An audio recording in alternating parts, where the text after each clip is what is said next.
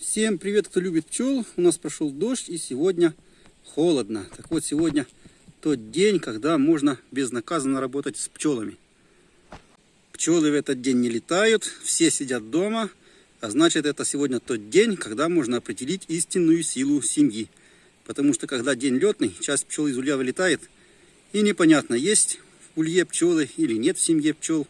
Вроде открываешь пустой улей, вечером открываешь, пчел в улье много. А сегодня день прекрасный. Холодно, сыро, пчелы все на месте. Нет лучше дня для того, чтобы складывать гнезда, готовить пчел в зиму. И вот я здесь. И воровства сегодня нету, потому что пчелы не летают. Хороший день. Вот спрашивали в комментариях, как определить, сколько рамок надо ставить пчелам в зиму. Вот сейчас определим. Определять это надо рано утром или поздно вечером, когда пчелы еще не летают или когда уже не летает. Но так как осень у нас сильно теплая, то, соответственно, они летают почти до темноты, поэтому вечером не очень подходит. Надо делать рано утром или вот в такой вот непогожий день. Итак, начинаем определять. Так как пчелы сегодня все дома, никто никуда не летает, лету на пасеке нету, то мы без труда определим силу семьи. И сразу определим, сколько рамок оставлять в зиму семье. Как поступаем? Делаем сначала вот так. Надо с пчелами сначала поздороваться. Вот так вот. Подорвали досточки. Ну, я лично так делаю. Подрываю. И замер. Жду, пока зайдет холодный воздух под доски, в гнездо. И пчелы немножко подмерзнут. Потому что если сейчас сразу открыть гнездо, на улице холодно, они тут же дадут трындюлей. Притом конкретных. Поэтому надо очень хорошо экипироваться на этот день прохладный. Потому что могут быть несчастные случаи со смертельным исходом. Я в этот день, в общем-то, работаю без дыма, потому что дым не нужен как бы в этот день. Пчелы, они, когда замерзнут, не очень агрессивные. Но бывают исключения, поэтому можно получить конкретно и серьезно. Вот так вот. Подмерзли немножко пчелки. Потихонечку начинаем их открывать. Смотреть, что там у них делается. Они, конечно, будут этому не рады, будут возмущаться, но кто их будет спрашивать в конце концов? Мы тут хозяева или кто? Вот так вот. Смотрим, что делают наши пчелки. Вот наши пчелки сидят. Ну и пусть себе сидят. Мы их не трогаем, они нас не трогают. Воровок сейчас нет, поэтому можно с пчелками работать. Бывают, конечно, семьи особо злобные, которые тут же начинают клевать. А бывают семьи спокойные. Но это такая и неспокойная, и не злая.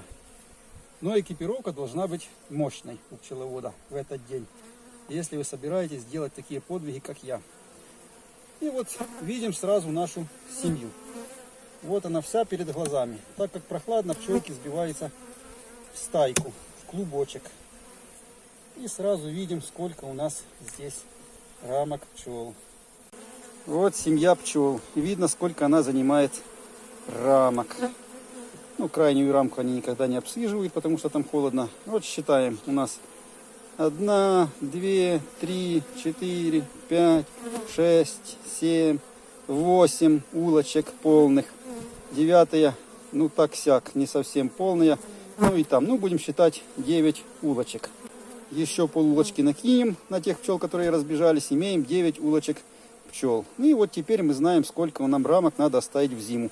А в зиму надо оставить для сильной семьи рамок столько, сколько обсиживают пчелы, плюс 2 штуки, 2 кроющих. Для слабых семей можно оставлять столько, сколько обсиживают пчелы, плюс 1 рамка. А для сильных семей плюс 2 рамки. Потому что слабые семейки более плотно будут сбиваться в клубочек. И 2 рамки им может быть лишним. Но если оставите там 2 рамки, то тоже ничего страшного. Они это переживут. В крайнем случае, после того, как начнутся первые холода, вы это все еще раз проконтролируете. Ну, я лично так делаю.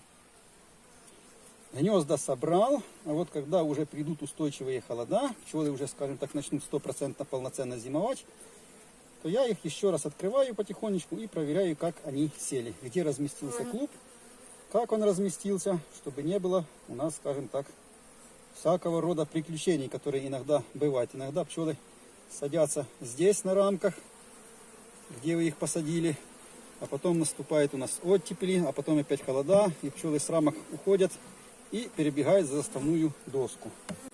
А там стоит 1-2 рамки на обсушку, которые вы не забрали. И вот на тех пустых 1 и 2 рамках цепляется 8 рамок пчел. И сидят, пробуют выжить. А здесь остался, скажем так, полный комплект медовый для семьи. Бывают и такие приключения, поэтому рамки после обсушки надо из улья забирать. Ну, я не всегда так делаю, иногда оставляю, но тогда надо обязательно контролировать. Если рамки вдруг для обсушки оставили за заставной, обязательно после наступления морозов надо контролировать, где сели пчелы, во избежание эксцессов. В общем, по записям в журнале, в этом улье меду выше крыши было, поэтому можно их и не листать, потому что там меду хватало у них. Ну, на всякий случай можем и полистать. Вон стоит кормушка, баночка 3-литровая. Там еще немножко сиропа в ней есть. А то вот стоят рамки на обсушку, которые надо распечатать и дать им на обсушку. Значит, рамки для обсушки надо давать обязательно, те рамки, которые из улья изымаете, чтобы они забрали весь жидкий сироп, потому что жидкий сироп за зиму забродит в рамках. Поэтому, чтобы не было таких приключений с забродившим медом, отдаете их на обсушку. Они забирают весь незапечатанный мед, остается только запечатанный. А с запечатанным медом поступаете, как считаете нужным. Считаете нужным его оставить на весну, значит, рамки изымаете и запечатанный мед в хранилище.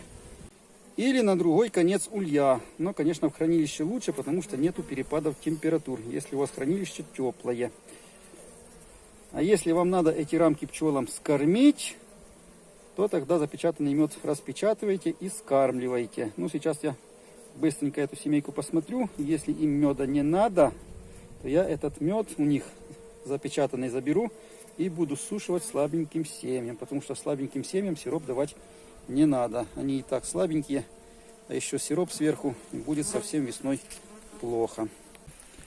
Вот пример, почему нельзя определять силу семьи посреди дня, когда пчелы летают, потому что большинство пчел, ну не большинство, а много пчел на вылете.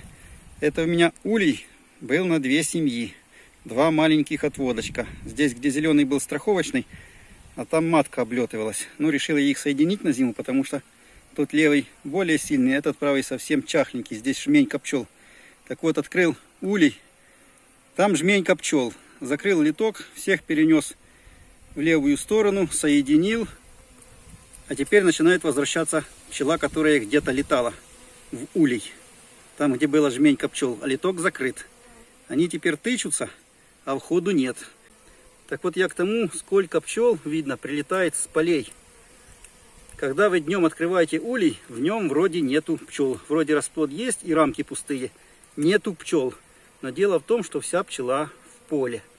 Вот закройте литок на 20 минут и увидите, сколько у вас с поля прилетит пчелы. А если учесть то, что пчела в среднем летает где-то 2 часа, то представляете, какое количество пчел здесь соберется за 2 часа. Если они собрались, это буквально за 7 минут. Ну, я периодически этих пчел спрыскиваю водой с одеколоном, потому что я эту семью, которую соединял, тоже сбрызнул таким запахом. И пчелки, не найдя вход в свой родной дом, начинают понемножку кружить и перелетают в тот литок, где есть семья. Но для этого, чтобы их там приняли и не били, должен быть один запах. Так вот, пчел лучше соединять, когда уже солнце село, а не посреди дня. Когда все пчелы уже прилетели в улей, тогда всех пчел опрыскали и соединили. За ночь они объединятся, и будет мир и благодать. А сейчас, так как я это сделал днем, ну здесь семейка такая совсем слабенькая, то приходится мне приходить каждые 10 минут и прыскать тех пчел, которые прилетели и не пахнут одеколончиком. Прыскать одеколончиком. Иначе эта семья их будет бить. И они себе, покружив, перебегут в ту семью. Оно и видно. Вон пчелки полезли уже в ту семью, набивают себе дорогу. Вон пчелка побежала в новый литок. А здесь пчелы недовольны тем, что их попрыскало одеколоном, начинают усиленно вентилировать гнездо и, скажем так, чесаться. Не нравится им этот запах, ни их запах, не естественный.